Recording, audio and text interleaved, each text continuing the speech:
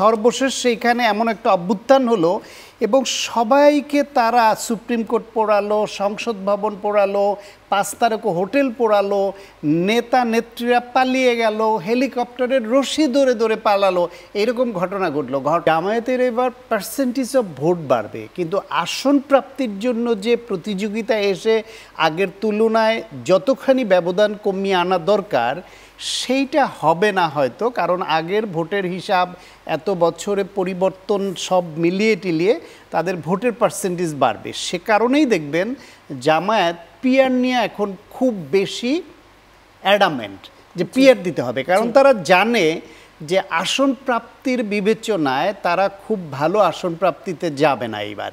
তারা হলে গিয়ে ভোটের পার্সেন্টেজটা বাড়বে বিভিন্ন জায়গায়, যে কারণে এটা হবে। দেখেন আপনি এই পিআরের এবং এইসব বিবেচনায় এখন খুব আলোচনায় আসছে আমাদের দেশের নেপালে কিন্তু পিআর সিস্টেম অনেক বছর ধরে আছে।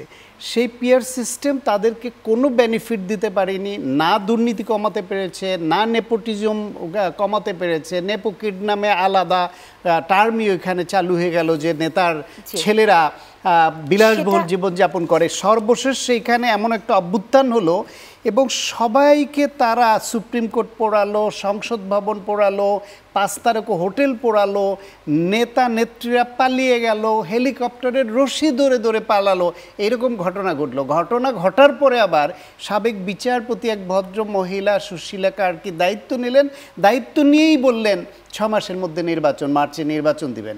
অথচ বাংলাদেশে কিন্তু বাংলাদেশের সুশীলরা যে দায়িত্ব নিল তারা শুধু নির্বাচন প্রথম দিকে পেছানোর চেষ্টা করেছে, এখন বলছেন ফেব্রুয়ারিতে।